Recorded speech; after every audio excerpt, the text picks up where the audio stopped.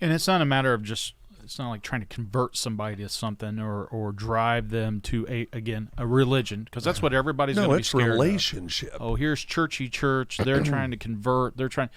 That's not the case at all. Right. Here is something that many have found to be a great resource, a great tool, a great aid in walking through life, let alone when you throw in. How about millions? Wait a minute.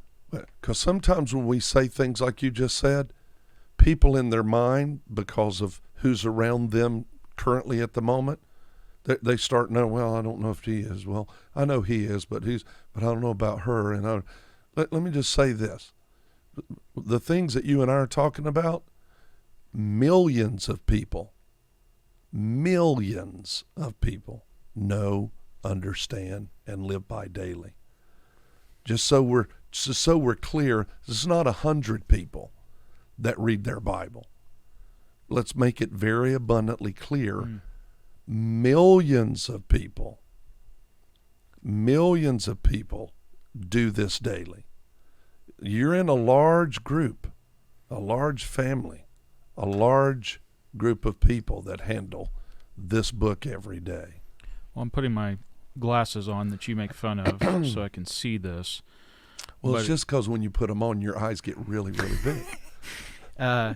It's a graphic, it's an image, but here's the point: is even if you go by that, you're saying millions of people. It's also the number one published book in the world, and the number one most scrutinized literary manuscript in the world, with the fewest ever found mistakes or errors in translation.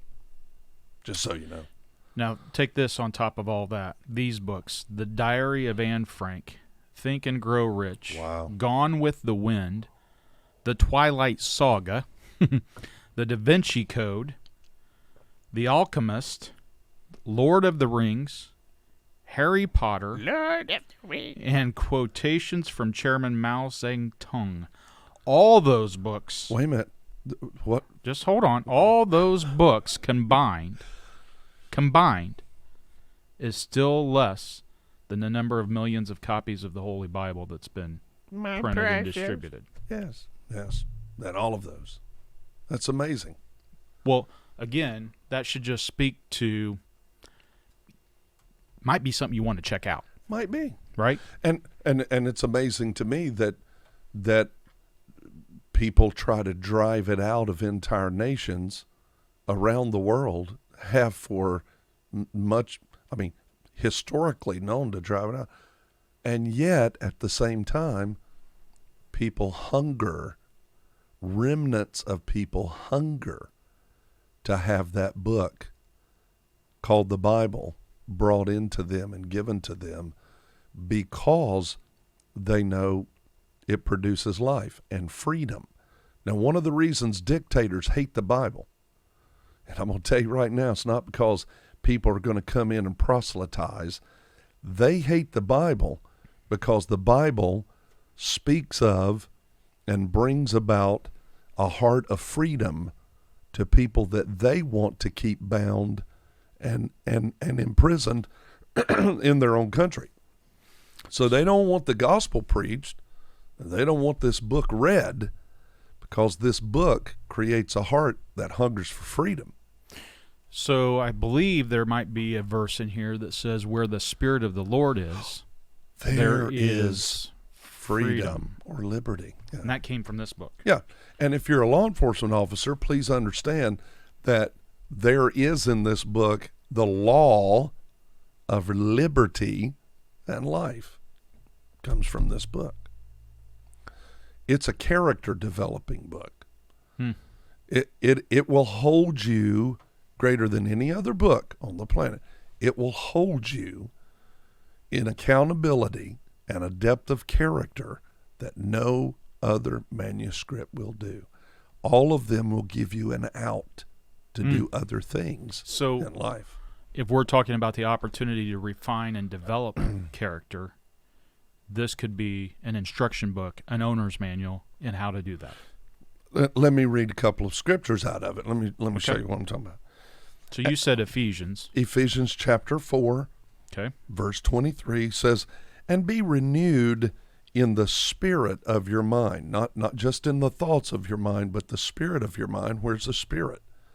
We would call that your heart, right? Right. All right. That you put on the new man, which after God is created in righteousness and true holiness. Do you know that officers, detectives, people who do drug interdiction, child, all that, they never, ever have an issue with people who are operating in righteousness and true holiness? True holiness. Just think about that. Well, why are you at my door, sir? Well, we've come to arrest you because you're a good person, right. because you're righteous in what you do. We're pulling you over today. We're going to arrest you because you are truly a holy person. Man, you do so many good things, and you think so many good thoughts, and your heart is pure, and we're going to take you to jail because you're such a good person. That is not. Even Romans chapter 13 says that those who do this great work of law enforcement do not do this work to those who are righteous and good. They're dealing with evildoers.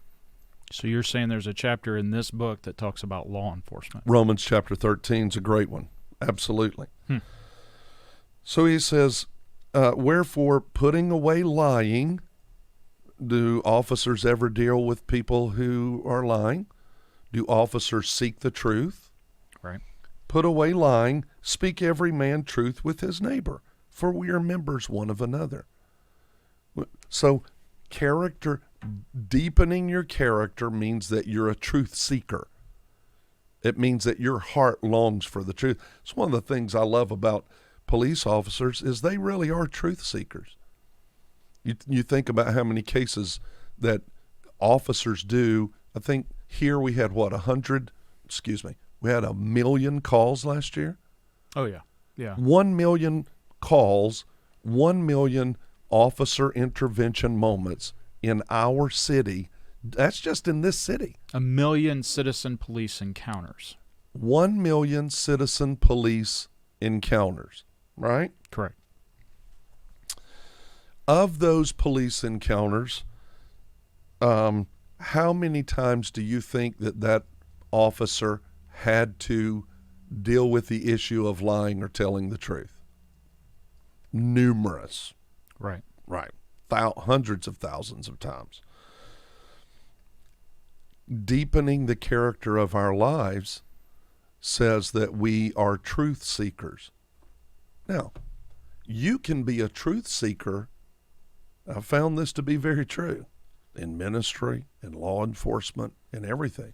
You can be a truth seeker in what you do on your job, but not be totally honest with your heart about other things, even about yourself. You can be a truth seeker on your job to look to help others, but not be a truth seeker when it comes to needing help yourself or getting the help you need yourself.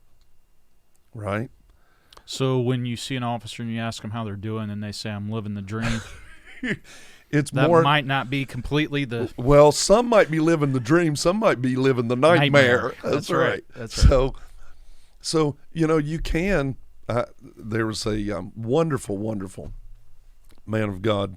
His name was Dr. Hicks, and I got this from my father in the faith, Dr. Barclay. But he would say this little poem. He'd say, 2 men lie beneath my breast.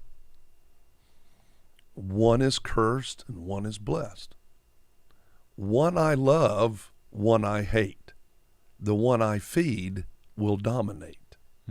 You can literally be a man or a woman with 2 natures that fight each other. One lurks behind the other.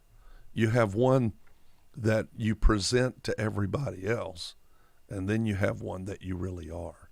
True character is not necessarily what you reveal to everybody else. It's actually what you really are. A lot of times we present a certain thing out front, but on the inside, we know that we have these issues in our life that we're not willing to deal with.